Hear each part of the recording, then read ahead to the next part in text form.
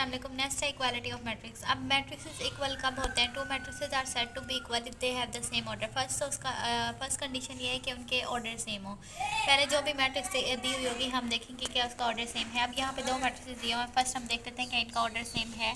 तो इसमें दो रोज़ हैं, इसमें भी दो रोज़ हैं, इसमें दो कॉलम्स हैं और इसमें भी दो कॉलम्स हैं। तो इसका मतलब इनका ऑर्डर तो सेम है। फर्स्ट कंडीशन सेटिस्फाई करती है। तो हम दूसरी पे देखते हैं क्या दूसरी कंडीशन सेटिस्फाई करती है। Corresponding elements in each row and column are equal.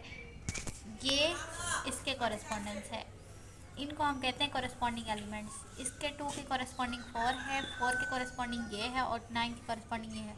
अगर ये एलिमेंट्स भी सेम हो जाते हैं तो हम कहेंगे कि ये जो हमारी मैट्रिसेस हैं दो दी हुई ये इक्वल है। अब यहाँ पे हम देख लेते हैं वन स्क्वायर 1 के इक्वल ही आएगा, 2 स्क्वायर 4 के इक्वल आएगा, 4 जो है वो 2 स्क्वायर के ही इक्वल आता है,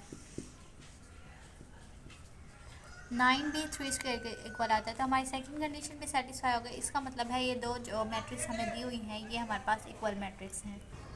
एडिशन ऑफ मैट्रिक्स। अब दो मैट्रिक्स दिए हुए हैं, उन्हें ऐड किस तरह से कर सकते हैं हम?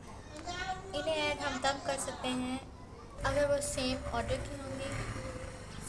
की होंगी और जो हमारे पास प्लस करने के बाद आंसर आएगा वो किस तरह से आएगा? हम कॉरस्पॉन्डिंग एलिमेंट्स को रो और कॉलम के कॉरस्पॉन्डिंग एलिमेंट्स को सम करेंगे। अब यहाँ पे हमारे पास दो मैट्रिक्स दी हुई हैं ए और बी। सबसे पहले हम इनके रो देख लेते हैं। यहाँ पे दो रोज़ हैं, यहाँ पे भी दो रोज़ हैं, यहाँ पे 3 कॉलम्स हैं, यहाँ पे भी 3 कॉलम्स हैं। 2 इंटू 3, 2 रोज़ इंटू 3 कॉलम्स।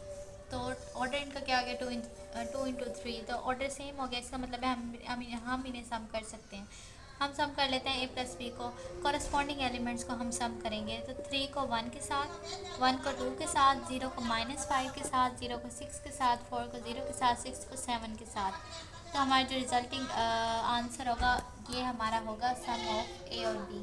इसी तरह से सेम यही मेथड है हमारा सब्ट्रैक्ट करने का। सब्ट्रैक्ट हम क्या करेंगे? बस साइन माइनस से कर देंगे और सेम यही क्वेश्चन हमारा सब्ट्रैक्शन में चेंज हो जाएगा। जहाँ जहाँ पे प्लस लगाया था उधर माइनस लगा देंगे हम और ये माइनस का क्वेश्चन।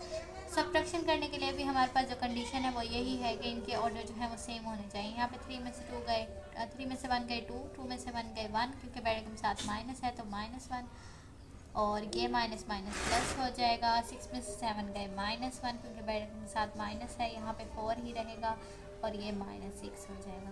नेक्स्ट हम देखते हैं मल्टीप्लिकेशन ऑफ मैट्रिसेस। नेक्स्ट है मल्टीप्लिकेशन ऑफ मैट्रिसेस। अब दो मैट्रिसेस को मल्टीप्लाई तब करते हैं जब पहली मैट्रिसेस के number of column and second matrix की नंबर ऑफ रोज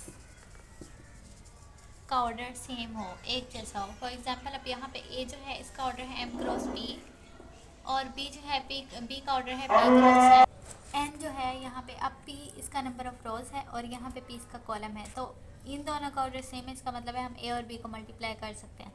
अब मल्टीप्लाई करेंगे कैसे? respectively then this can be multiplied, the multiplication can be obtained by adding the elements of rows of a। जो a के एलिमेंट्स होंगे rows में उनको हम सम करेंगे corresponding elements of column B के साथ। फॉर एग्जांपल अब ए जो है हमारे पास है AIJ और इसका ऑर्डर है m क्रॉस p और b है उसका ऑर्डर है p क्रॉस n। अब यहाँ पे रो जो है वो p है और कॉलम जो है वो p है। तो इसका मतलब है हम इन दोनों को मल्टीप्लाई कर सकते हैं। तो ये हमारे पास a और ये b आ गया, सही है। अब इन्हें हम मल्टीप्लाई कैसे करेंगे? AI1 को हम मल्टीप्लाई करेंगे BIJ के साथ, फिर प्लस करेंगे इसको इसके साथ एंड फिर सो ऑन। सबको इसी तरह सम करने के बाद फिर इसको हम समीशन फॉर्म में भी लिख सकते हैं।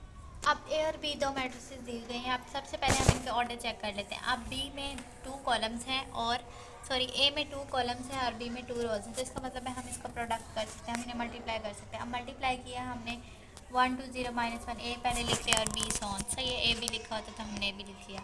अब कॉरस्पॉन्डिंग रो को हमने मल्टीप्लाई करवाना था इसके साथ कॉलम के साथ, फिर इनको सम करना था। अब 1 को हम मल्टीप्लाई करवाएंगे 2 के साथ, 2 को मल्टीप्लाई करवाएंगे 3 के साथ, दरमियान में प्लस का साइन। नेक्स्ट 1 को मल्टीप्लाई करवाएंगे 2 के साथ, 2 को मल्टीप्लाई करवाएंगे 4 के साथ। यहाँ तक हो गया। अब सेकंड रो हमने लेना है, इसे पहले फर्स्ट कॉलम के साथ मल्टीप्लाई करवाना है देन प्लस करवाना है। फिर हमने इसी को सेकंड रो को ही लेना है, इसे सेकंड कॉलम के साथ मल्टीप्लाई प्लस करवाना है। पहले 0 को 2 के साथ प्लस -1 को 3 के साथ, फिर 0 को 2 के साथ -1 को 4 के साथ, दरमियान में एडिशन लगाना है। जो चीज़ें मल्टीप्लाई आ रही है मल्टीप्लाई करके सिंप्लीफाई करके हमने आंसर लिखना है। अब 2 1 ज़ा 2, 2 3 ज़ा 6, दरमियान में प्लस का साइन, 2 1 ज़ा 2, 4 2 ज़ा 8, और 0 टू द 0 यहाँ पे प्लस माइनस माइनस हो जाएगा, 3 माइनस 3 और ये 0। सिंपली इन्हें सॉल्व करेंगे, 6 और 2 8 हो जाएंगे, यहाँ पे 8 और 2 जो है वो 10 हो जाएंगे और ये 0 माइनस और माइनस 4 रहेगा, 0 माइनस 3 माइनस 3। ये सिंप्लीफाई करके हमारा आंसर हो गया जिसे हम कहते हैं product of A and B.